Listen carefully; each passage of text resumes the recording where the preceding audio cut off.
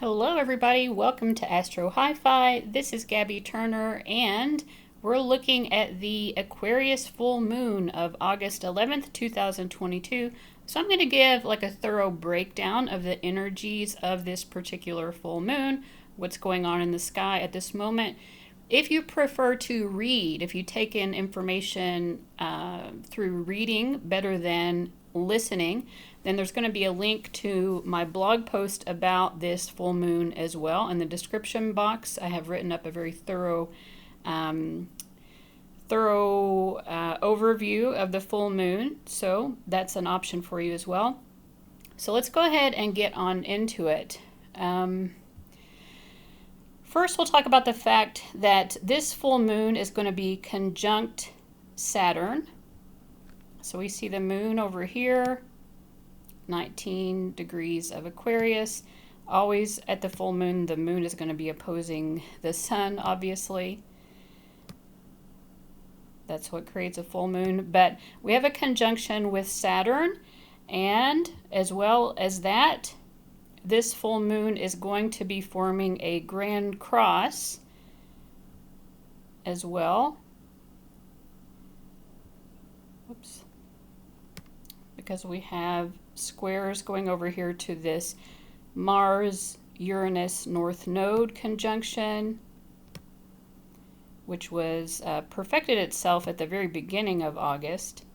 And it's not drawn on here. Astro.com doesn't draw it on, but the South Node over here completes that grand cross. So there are a lot of like very heightened energies here, but heightened energies that maybe can't express themselves fully. Mars, Uranus, and the North Node is a kind of very explosive energy, but I think because it's being held within this grand cross aspect, and a grand cross forms when we have 4 squares and 2 oppositions forming a cross here. So this is what I've written about this particular holding pattern. Emotions can be suppressed because the full moon definitely brings out a lot of emotions, so it has a lot to do with our emotionality. Emotions can be suppressed or intellectualized right now. Things we are trying to bring to fruition can also be experiencing limitations and obstacles. There may be a desire to break free of restraints, but that desire is balanced by a need to look deep within and be honest with ourselves emotionally. Right now, we need to be in touch with our hearts if we are to be able to understand the pains and limitations we are witnessing and or experiencing. We have to be responsible for our own emotional needs. That goes down to that Saturn conjunction, because Saturn conjunct the moon, even when it's not at a full moon. But Saturn conjunct the moon is telling you you have to take on the personal responsibility for your emotions right now. There may not be someone to lean on, and this is going to be a time when a lot of people are kind of going through it. And that is going to stress people's ability to provide support for others. So we have to be responsible for our own emotional needs. And perhaps doing so does require looking at our emotions from a more intellectual or removed perspective. That's the Aquarian influence there. So that we can find comfort in the actions that we decide to take. Actions are related to that Mars and Uranus there. Mars and Uranus are both very impulsive. They want to do something. And when they're conjunct the North Node, they want to do something that's going to bring some sort of improvement. There's a desire to overcome challenges here. But the challenges are enormous. It can feel like I feel with this particular full moon. So any action might feel like an immediate release, especially with that Mars-Uranus, but that is not necessarily the wisest action. Any action impulsively is not necessarily the wisest action. Wisdom in our choices, rather than impulsivity, will bring the most comfortable result in the long run. All right. So that's what I had to say about that grand cross. But I also want to talk about, let's see here. I wanted to talk as well about the fact that Mars is approaching a conjunction with Sedna. Sedna really ties in very strongly here as well. So we have Mars at 25 degrees of Taurus, Sedna at 2952. I'm not sure exactly when she's crossing over into Gemini. I did know this when I was researching when I was putting all of this together, but now I've forgotten. She moves really slowly, so I think it might not even happen, well, till either later in the year or early in 2023. But Sedna is an asteroid or a dwarf planet, but she relates to the goddess Sedna. And let me just read what I wrote here and see if there's anything else I need to say. Okay, the instinct to release something will come to a volatile fever pitch between now and August 20th, when Mars moves past Sedna into Gemini. Have we been holding on to something, thinking it is our sustenance, when in fact it is the very thing that ails and limits us? The clarity will come if it hasn't already. All right, so yes, Sedna is this goddess who she's kept seeking comfort from her father, although her father, almost like he was begrudging or resenting the very fact that she existed and had needs that he, as a father, should have been supplying for her. And so he wants to get her out of the house and get her married. She eventually marries a man, but that man doesn't have anything to offer her either. And in the end, she ends up running away from her husband, and he's coming after her. It's a very violent sort of situation. And then there's this huge, hurricane that takes place. And at first it seems like her father is going to rescue her. He pulls her into this boat. There's this hurricane. But then all of a sudden, to save himself, he starts to chop off Sedna's fingers, and at some point she just releases and lets go. She releases the situation completely. She's like, okay, neither of these people are going to give me what I need. I'm just going to let go. I'm going to release the hold that these people have over my life. I'm going to release this idea that anyone else is ever going to be the person who's going to provide for me. And again, that's kind of Saturn's energy as well. Saturn is like, we have to grow up and be responsible for ourselves, because unfortunately, there may be people in life, hopefully, who do help assist us in certain ways, but ultimately, we're all responsible for ourselves. And when Sedna releases into the ocean, she then, all of her fingers and her thumbs become the many creatures, the whales, the dolphins, the other sea creatures of the ocean, and she becomes the goddess of oceans. But she also has a lot of trauma. Even after this, she has this long-held trauma, and every so often her hair gets tangled up because she doesn't have fingers anymore to comb through her hair and keep her hair combed. And when this happens, it's sort of like, it reminds me a little bit of, when our traumas from our past become triggered and it's too much to manage. But in Sedna's case, in the mythology, then she brings storms to the ocean again until someone can soothe her and calm her down and untangle her hair, which again symbolizes that need. We all need to be nurtured in some way. Yeah, we can release the idea that anyone is ever going to solve all of our problems, but we're never going to be able to overcome this very human need for, for nurturing, to be nurtured. It's not just humans who need nurturing, all creatures need that. All right, so that's what I've written here. And, all right, and then I also want to talk about the sun during this full moon is going to be trine to Chiron, and the moon sextile to Chiron in Aries. So let's look at that for a moment. Okay. So Chiron is in Aries, a fire sign. It's going to be making a trine to the sun, which is in Leo, a fire sign.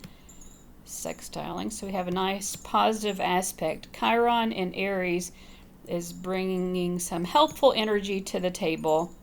Now again, Chiron's symbolism also has to do with our wounds, long-held wounds that are difficult to heal. But in my opinion, Chiron is also the modern ruler of Virgo. I feel like they have a lot of symbolisms that really correspond to each other, such as sort of like perfectionism, self-improvement, mastery of a subject area. You know, Chiron, as the master healer, he couldn't ever find the cure for his own wound, but he never gave up.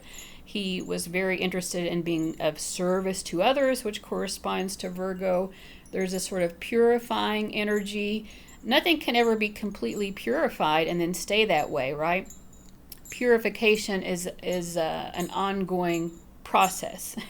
It's an ongoing process that is something that the sign of Virgo really cares about. But here Chiron is in Aries. So let me just remind myself of what I've written here. I wrote, this is a very healing full moon, despite the complexity of emotional experiences it may evoke. Perhaps some underlying anger with that Aries influence is finally seen and understood. We have found a way to express ourselves, why we act the way we act, and it brings light to our maturity and ability to envision and prepare for future needs. So bringing light comes from the sun over here in Leo, which is a very sunny, it's a very bright placement for the sun because it's in its home sign of Leo.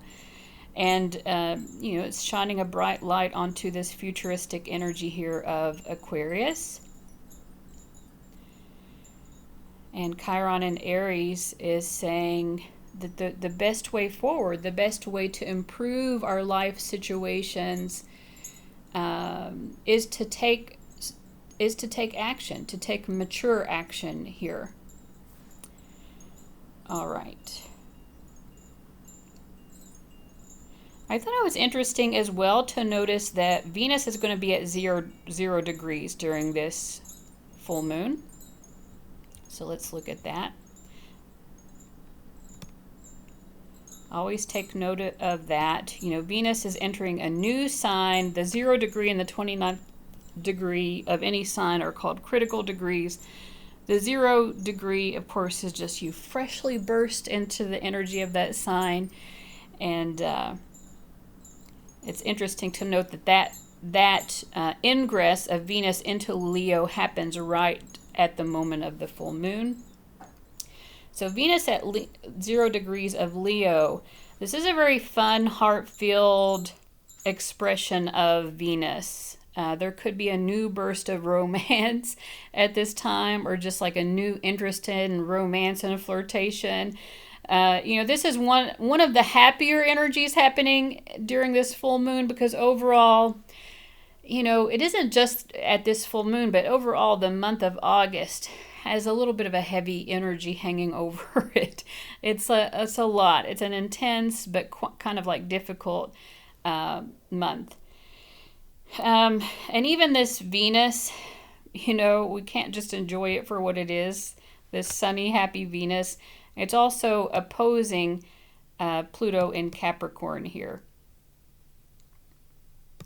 So, I mean, Venus has been already. I mean, she's moved past her exact opposition when she was in late Cancer, but still, she's still in that opposition aspect. So this is what I've written about that.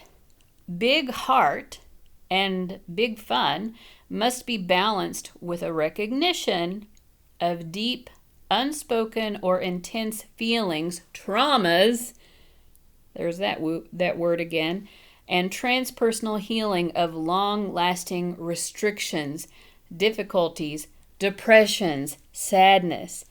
There is great sadness and so much that needs to be resolved and healed, but the heart wants to be free, light, happy, and joyous. Difficult change can be happening, but at the same time, there is fun and joy. It can be difficult to understand how both can be present at one time or in the same situation. And that, of course, is what an opposition always kind of asks us to think about, is that these two energies seem to be very opposed to each other, and yet somehow they coexist, just as the full moon is an opposition of the sun and the moon, and yet they coexist in such a way that their energies actually combine. You know, the full moon can only happen when the moon is exactly opposite of the sun, so that she can reflect back a full face of the sun's light. So oppositions seemingly are energies that oppose each other, and yet somehow they reflect back. Because how do we ever find true happiness and lighthearted and an appreciation of sunny, childlike innocence in our interpersonal relations? How can we ever understand the degree to which to appreciate that if we don't understand at the other end of it these long-held limitations, wounds, and restrictions that can happen in our lives as well, and even in our relationships?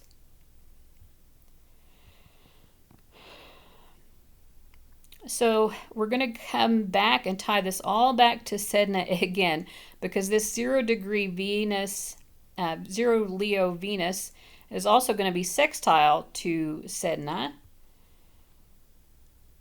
forming a very close sextile here, actually. It's what we call a partile aspect, because it's less than a degree.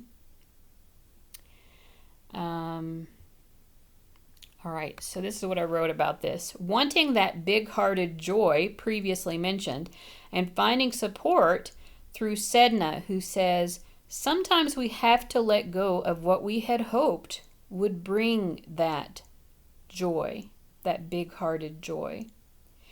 And that is when the emotional fulfillment truly comes. It is also when the comfort arrives, when the plentiful cornucopia overflows. Sedna has been in the sign of Taurus since 2003. She will leave this sign in 2024. Okay, I've written it down here. She has been at the 29th degree of Taurus, a critical degree, one with a sort of crisis or crescendo of the energies of the planet in that sign since 2021. Another astrologer has pointed out that Sedna has played an important role in both the announcement of the COVID pandemic and also the announcement of, hold on just a second. I'm trying to think who this other astrologer was I was mentioning. This is from abiggerpicture.com.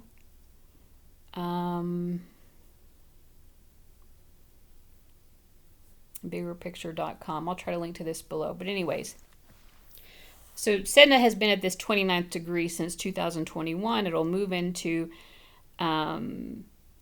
Gemini in 2024. And this astrologer, whose website is called abiggerpicture.com, has pointed out that Sedna has played an important role in both the announcement of the COVID pandemic and also the announcement of monkeypox as a health emergency. Sedna is a goddess who always knew she deserved to be taken care of, to have her needs met.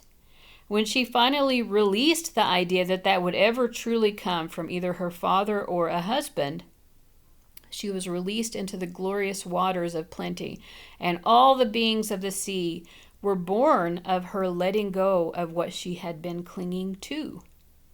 It takes quite a storm to bring Sedna to this recognition. And in our lives, we may also be facing storms right now, meant to bring us to this recognition. She must put herself first and let go of what has been sucking her dry. Sedna's storm of recognition is brewing in the sign of Taurus. We must recognize that some of what we've been clinging to in terms of income, possessions, our labor, our material needs, it has only been getting in our way of the true abundance. So we can see here that in late Taurus, an earth sign, Saturn is also forming a trine to Pluto, which helps to bring a little bit of an easier energy to this Venus-Pluto opposition we were talking about. The true abundance will come from a necessary and thorough, because that's what Pluto asks us to do, thorough overhaul of long-standing systems and methods. That's the Pluto in Capricorn specifically, what's been long-standing in our lives. So much will need to be processed and released. But in the end, the glorious oceans will be full, clean, and healthy. Our lives will be fuller, cleaner, and healthier than they have been. First hell, then heaven. Whew. First hell, then heaven. It doesn't sound great, but I think overall, especially when we bring in this Chiron as well, like this is just like a clean it up kind of an energy.